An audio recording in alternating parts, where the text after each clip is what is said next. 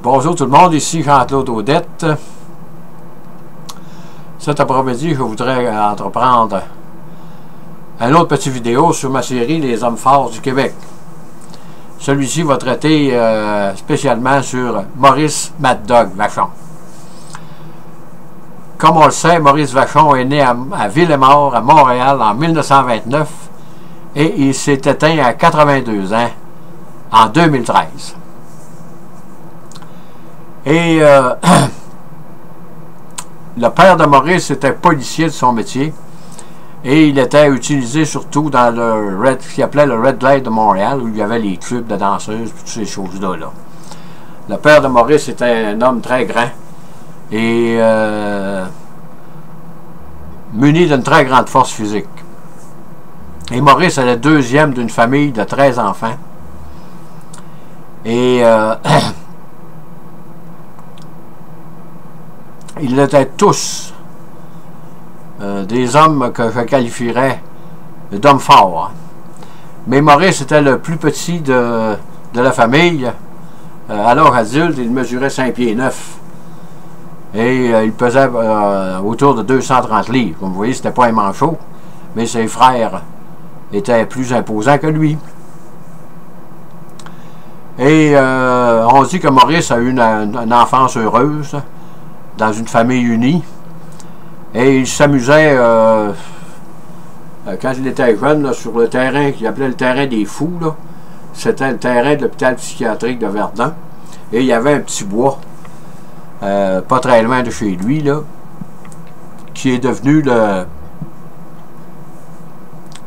un genre de boisé, là, une petite forêt, là, qu'il s'amusait là-dedans. Et qui est devenu le parc d'Angrillon, je crois. Et vers l'âge de 14 ans, Maurice était très, très turbulent. Et sa mère avait de la difficulté avec. Et suite aux recommandations que son père avait eues, il l'a enregistré au YMCA. Et là, il s'est entraîné à la lutte, là, pour relâcher son plein d'énergie, comme on pourrait dire. Et en 1948, il était très très bon. À l'âge de 18 ans, ça faisait 4 ans qu'il s'entraînait au YMCA. Il a été choisi, imaginez-vous, pour aller représenter le Canada aux Jeux de Londres. Et lors de cette prestation, il s'est classé 7e parmi tous les pugilistes qu'il y avait là. Et il a continué à s'entraîner et en 1950, il a été choisi pour aller représenter les Jeux de l'Empire britannique. On n'appelait pas ça encore le Commonwealth dans ce temps-là, là, à Auckland, en Nouvelle-Zélande. Et il aura fallu, d'après ce qu'on dit, il aura fallu une quinzaine de jours pour se rendre en Australie, en Nouvelle-Zélande, et 4 mois pour revenir parce que il n'avait plus d'argent. L'équipe canadienne n'avait pas assez d'argent pour reprendre les avions. Ils ont dû s'en revenir par bateau, passer par le canal de Suez, et apparemment ça leur a pris 4 mois. Et Maurice a gagné la médaille d'or.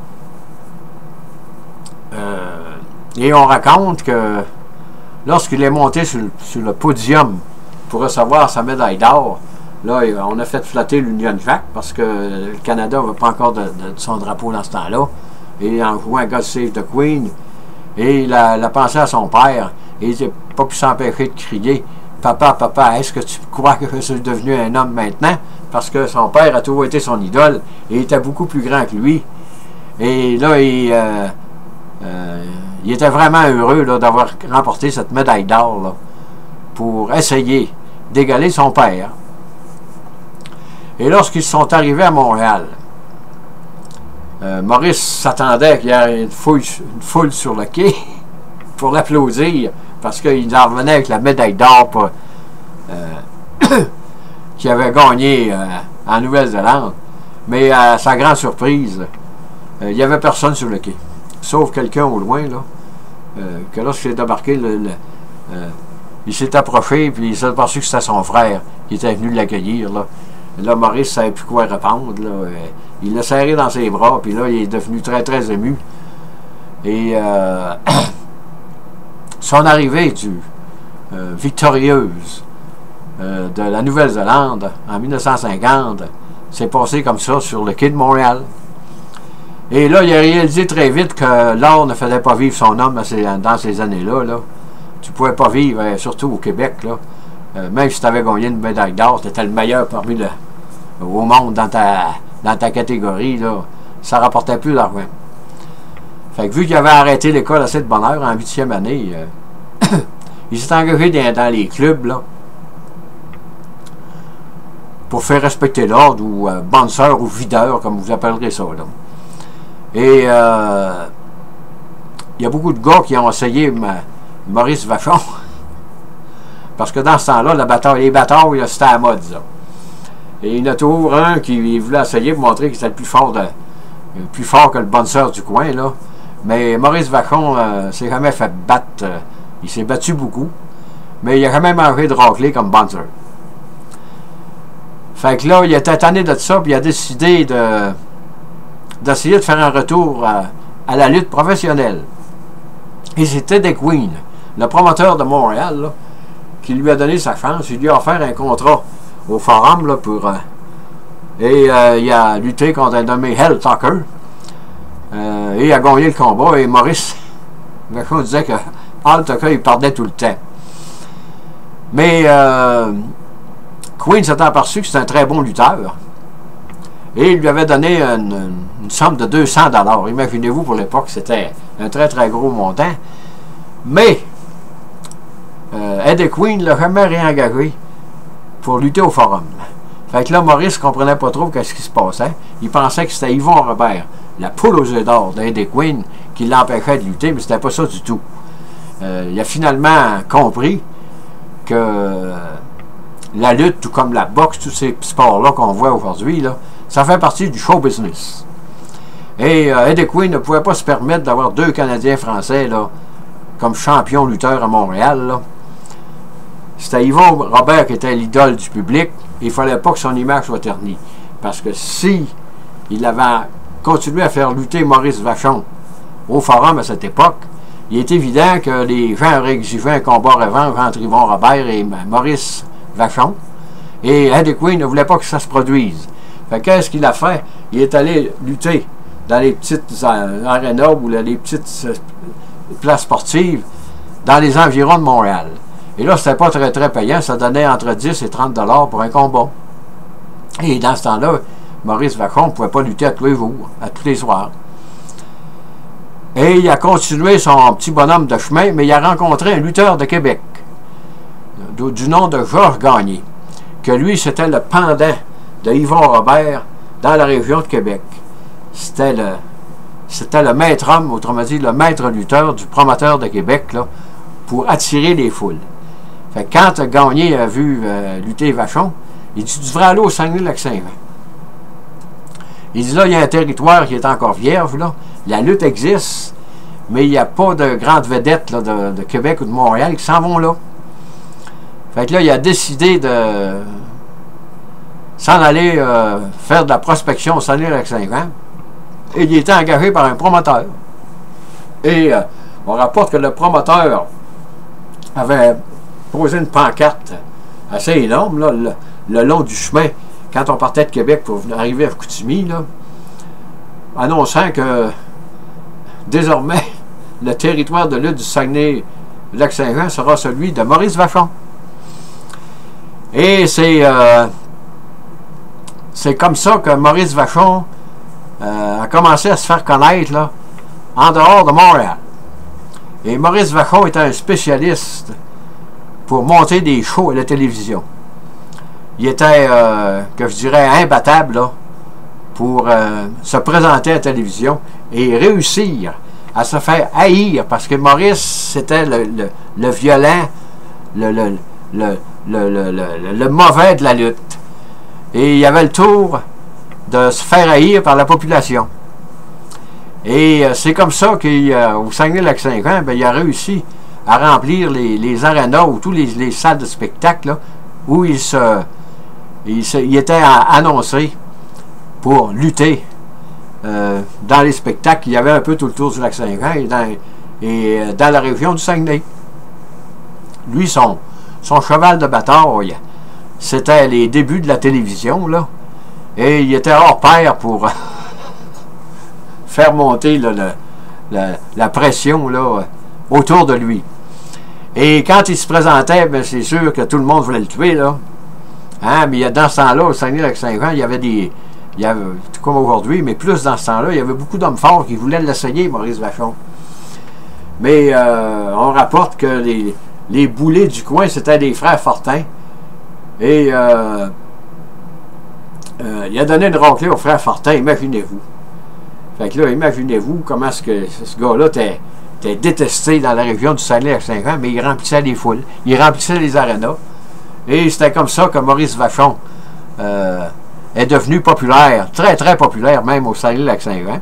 Parce que quand il passait à la TV, là, tout le monde écoutait ça, là.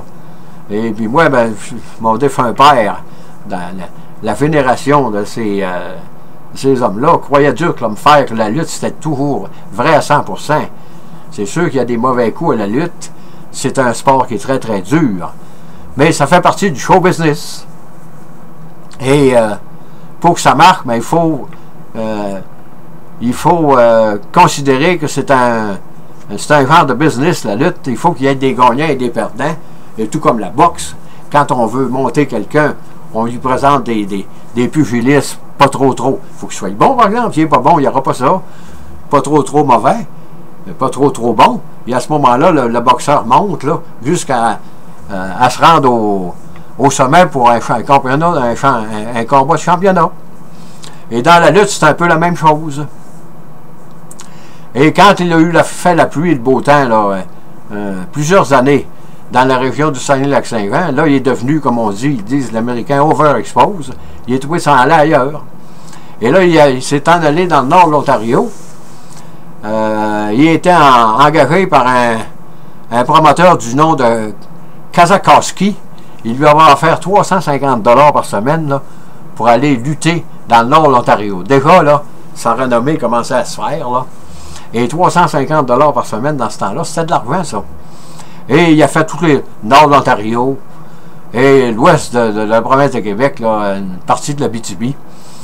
Et il a lutté à North Bay, à Sudbury, Timmins, Kirkcaldy, toutes ces places-là. Là. Il a fait plusieurs combats de lutte, là. Aussi à Rouyn-Noranda. Là. Et il a fait le même succès qu'au Saguenay-Lac-Saint-Jean parce que c'est un homme qui avait le tour de faire sa promotion à la télévision. Et je me souviens, à Alma, moi, quand j'étais tout jeune, il y avait un animateur qui était là, c'est lui qui les interviewait. Là, il s'était choqué. Lui aussi, il pensait que c'était vraiment vrai. Là, puis, il s'était levé, puis il avait affronté Maurice Vachon devant les caméras. Mais il n'avait pas affronté boxer, là. Mais je me souviens plus son nom. Il avait dit, si je pesais 50 livres de plus, vous ne diriez pas ça aux gens du Saguenay-Lac-Saint-Jean. Parce que c'était l'animosité que Maurice Vachon stimulait pour se faire haïr le plus possible pour qu'il emplissait les arénas comme ça. Et la même chose s'est produite dans le nord de l'Ontario. Il est doué s'expatrier, cette fois-là, aux États-Unis. Et il a rencontré un promoteur du nom de Don Owen, que l'a invité à venir lutter aux États-Unis. Et le premier combat qu'il a fait, là, ça a l'air que ça a été épouvantable. Là. Il a même envoyé l'arbitre en bas de l'arène. Là. En tout cas, il voulait, autrement dit, un vrai déchaîné. Là. Et les policiers, là, sont arrivés pour l'arrêter, ils lui ont dit « You are under arrest », puis là, ils pensaient qu'elle allait l'emmener en prison, mais ils l'ont amené à son vestiaire. Ils ne l'ont pas amené en prison. Et là, Owen était vraiment découragé de ça, parce que le monde voulait le tuer. Quand ils ont vu ça, ce gars-là, ils disaient « Hey, il n'y a pas de bon sens ». Vous savez, pour le temps, c'était une affaire qui était épouvantable, ça. Fait qu'il est rentré dans la chambre du vestiaire à Maurice Vachon, puis là, il y avait le doigt, apparemment, il perdait le bout du doigt, là, puis il était en maudit après lui.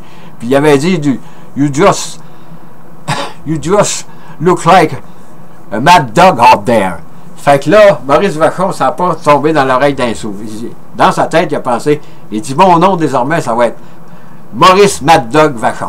Fait que là, il a continué à lutter comme ça, là, un peu partout en Amérique, ou au Canada, là, sous le nom de Maurice Mad Dog Vachon. Et il a fait de nombreux combats aux États-Unis, des combats mémorables, là. dont un, il a affronté Verne, dénommé Verne Gagné, là, qui était le champion de l'American Wrestling Association, là. C'est l'idole du temps aux USA, ça, pour, tout comme Yvon Robert à Montréal, et Gagné, que j'ai mentionné à Québec, là. C'était un idole aux États-Unis. Et il y a eu un combat d'organiser, parce que là, il était rendu pas mal connu. Maurice Vachon, vous savez que c'est un bon lutteur, là. Puis c'est un bon showman, autrement dit aussi. Il y a eu un combat d'organiser, mais l'arbitre l'avait déclaré vainqueur, Maurice Vachon, mais ça s'est pas passé comme ça. Il a été disqualifié par après, là, parce que ça n'avait pas de bon sens. Là, quand les promoteurs ont vu ça, tous ceux qui étaient dans la lutte, là, ça n'a pas de bon sens que Vachon vienne battre notre poule aux œufs d'or, comme Yvon Robert l'était à Montréal. Là. Fait qu'ils ont trouvé le moyen de le disqualifier. Parce qu'apparemment, il avait touché au câble, il mis une jambe d'un câble, puis l'arbitre ne l'avait pas vu. Fait que ils ont disqualifié Maurice. Et là, Vachon était en maudit. Puis il avait le tour à la télévision, là. Fait que là, il disait que Verne Gagné est prêt à aller jusqu'à Maison-Blanche pour avoir un combat. Pour que je fasse un combat revanche, là. Parce que lui, il n'acceptait pas, Maurice Vachon, d'avoir été disqualifié après avoir gagné. Finalement, il y a eu un combat revanche. Et là, ils ont fait la promotion en télévision, là. Et lors d'une émission de télévision pour parler de Verne Gagné et de la défaite de Vachon qui trouvait que c'était pas correct, là, il a rencontré le vice-président américain, une anecdote, là, dans un des couloirs de la station de télévision, là. Puis ces gars-là, normalement, sont entourés de journalistes. C'est quand Hubert Humphrey a rencontré Maurice Vachon, il a serré la main, puis il dit « Ça fait longtemps que j'entends parler de vous, Mad Dog, je vous connais de réputation. » Mais là, il lui aurait répondu, là, Humphrey, il aurait répondu, là, qu'il était entouré de journalistes, là, qu'après lui avoir serré la main, il aurait dit, Mad Dog, je vous connais de réputation depuis longtemps. Mais quant à votre disqualification, elle vous apprendra que vous n'avez pas le droit de malmener un bon citoyen américain. Là, je crois que dans le corridor, là, tous les journalistes, tout ça, même Vachon, il riait, comprenez-vous, parce que là, on voit que Vachon, Maurice Vachon, Mad Dog, était rendu pas mal connu aux États-Unis. Même le vice-président n'avait entendu parler, vice-président américain du temps. Et il a lutté un peu partout, là, aux États-Unis. Il est allé au Texas. Et il faisait un tandem avec Joe Keller Christie. Et au Texas, il y avait beaucoup de Mexicains, là, d'après ce qu'on raconte, là. Et il y en a des fois des Mexicains qui avaient ils s'emmenaient des couteaux, un peu de sortes de choses, là, pour essayer de malmener les lutteurs, les mauvais, comme Maurice Vachon puis Keller Christie. Probablement que ça, c'est un Américain qui venait du Texas, là, Christie, Corpus Christi, il y a une ville comme ça, là. Ça lui devait venir de là, lui, ce gars-là. Fait que finalement, ils ont décidé de faire maison nette, parce qu'ils luttaient en équipe, les deux, là. Là, ils se sont organisés ensemble. Si on fait rien, on va se faire tuer, on va se faire blesser, là. Fait qu'ils ont pris chacun côté de l'arène, puis là, ils se sont mis à brasser le monde, là, puis à garrocher des fesses, mais en tout cas. Fait que là, on raconte que les spectateurs ont eu peur, ils se sont sauvés, puis après ça, ben là, les Maurice et Keller Christie, Maurice Mad Dog avait la paix quand tu luttais au Texas, parce qu'il disait, hey, il ne faut pas affronter ces gars-là, on va se faire tuer. Mais il disait pareil, là. Et il a fait de nombreux combats aussi au Canada, là, des combats célèbres, là. Il a combattu contre les frères Rougeau. Et lui, il était en équipe avec le baron von Raschke. Là, ça avait attiré 5000 personnes. Et il a fait un autre combat contre Tarzan Babin. Ça, c'était le héros de la région de Trois-Rivières. Ensuite de ça, il a lutté au Parc Carré à Montréal. Il a fait un combat de lutte, là, contre Wladek Keller-Kowalski. Là, on rapporte qu'il y avait 29 000 personnes. Imaginez-vous comment la lutte était populaire dans ce temps-là. C'était très, très populaire, là. C'était l'âge d'or de la lutte, comme on peut dire. Et Kowalski, c'est un genre de géant, ça. Mais Vachon, il avait peur de personne. Peu importe la grandeur, la grosseur, il embarquait dans l'arène, puis ici, on se bat, comme on dit. Et lui, ben, il prenait ça, Vachon, il était toujours sérieux, parce que ben, il était sérieux. Il donnait beaucoup de mauvais coups là, puis, pour blesser son adversaire. Il ne faut pas oublier ça. Là. Lui, il luttait pour gagner. Et Maurice Vachon s'est marié 3 fois. Mais Maurice Vachon a toujours dit que c'était l'homme d'une seule femme. Parce que dans ce temps-là, les lutteurs, c'était des hommes très, très bien faits. Et ils plaisaient aux femmes. Mais Maurice, c'était pas un coureur de jupons, comme on dit. Il s'est marié 3 fois, mais quand il était avec une femme, il était toujours avec une femme, mais il y a eu 2 divorces. Son dernier mariage, mais la femme, l'américaine qui était mariée avec, là, elle restait avec lui jusqu'à la fin de ses jours. Et Maurice Vachon a fait 13 000 combats durant le temps où il a lutté. Et on pourrait dire que pour un petit gars de Ville-et-Mort qui est venu, qui naquit dans une famille très modeste, mais une famille très très unie, on pourrait dire qu'il est pas mal parvenu à ses fins. Et il était connu à travers le Canada et les États-Unis. Et il a même participé aux Jeux olympiques. Là. Il fallait qu'il soit très très efficace.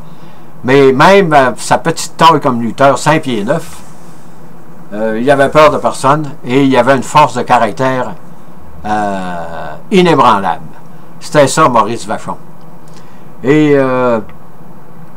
probablement qu'on va parler longtemps encore des exploits de Maurice Mad Dog Vachon. Et peut-être qu'un jour, il sera une légende comme Joe Montferrand, Louis Cyr, Victor Delamare, le Prudent Landry de Iron, King Joe, là, la mâchoire de fer. C'est tous des Québécois, ça, qui étaient dotés d'une grande force là, physique et de caractère. Et sur ce, je vous dis bonne écoute, merci et à la prochaine.